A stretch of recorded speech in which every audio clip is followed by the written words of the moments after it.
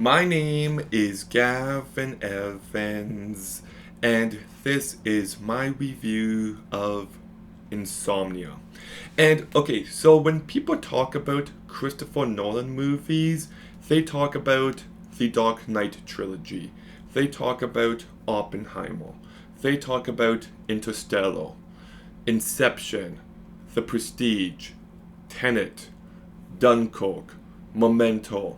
They pretty much talk about every movie except this one, which is a real shame.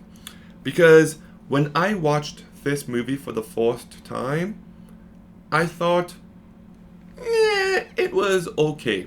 Definitely one of his weaker movies. When I rewatched it in 2020, I kind of loved it, and I garnered a real appreciation for it.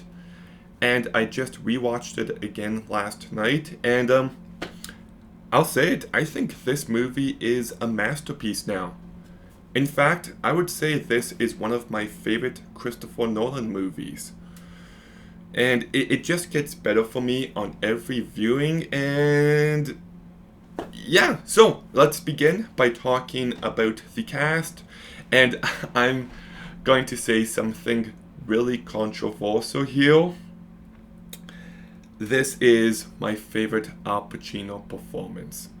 I think he is so excellent here because he's very flawed, but he's kind of good, and you root for him, but you're also frustrated with him, and he feels those same frustrations. So it's just a really layered character, and I just thought he fully delivered. And he is one sleepy guy, and he only gets more sleepy as the movie progresses, and he fully sells you on that. I feel like people forget that movies aren't shot from beginning to end. They're shot in random orders, so the fact he can sell you on that trajectory is really impressive. We then got Robin Williams, who I don't want to say too much about because I don't want to give anything away, but he's mostly known for his comedic work. This is a more dramatic performance, and he knocked it out of the park. Hilary Swank is also great here. She just represents the best of humanity. Like, she's a good person, she's smart, and I just thought she added plenty to this movie. Maura Tierney does a really good job, and Martin Donovan is good as well. So the movie is really well acted, and it's really well directed. But it doesn't really feel like a Christopher Nolan movie, and I don't know, because of that, it kind of stands out in his filmography. It feels like he's doing something truly different here, and I appreciate that. The main character, like I said, is getting very sleepy as the movie progresses, so the editing becomes more and more disjointed, making it a very effective watch. The movie is very well shot by Wally Feister. The Alaska setting just looks so beautiful, and there is a nice atmosphere here. I also find the music here to be very underrated. It's done by David Julin, and it gives this movie a haunting feel. David also did the music of Eden Lake, and the music at the end of this movie and the music at the end of that movie do sound very similar to me, and it works for this movie. And what we've got here is also a really compelling story.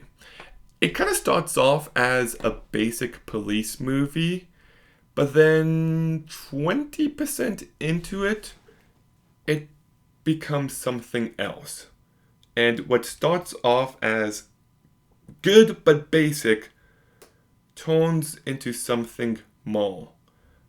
And I just love the directions this story took, and I found the characters had real depth, and it had plenty to say about morality and whether or not the ends justify the means. And it's about guilt and conscience and making excuses, and I just thought this movie had so much to say about human nature, the good and the bad, and by the end, I just found this movie to be profoundly sad. Like, it's really effective and it really resonates with me. And yeah, like it's just I not enough people have seen this movie, so I want to be vague, but this movie packs a real mean punch by the end. And yeah, I watched it last night and I'm still thinking about it. And there's one scene where one character asks someone a question and the other character replies, I don't know anymore. And just that one line has so much dramatic weight behind it. And I don't know, this movie is so good. Like, go in knowing as little as possible and it's going to deliver for you. It really will. It is such an underrated gem. It's profound. It has lots to say about human nature. It takes interesting directions. The characters have depth.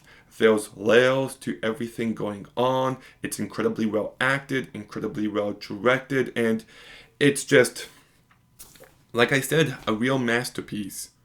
So I'm going to give Insomnia a 9 out of 10. Look, I really hope The Odyssey is good. I really hope I love that movie. And of course, I love the Dark Knight trilogy, Inception, Interstellar. You'll see reviews for those movies coming up real soon. But I kind of wish Christopher Nolan would go back and do a movie like this. Or even make a horror movie.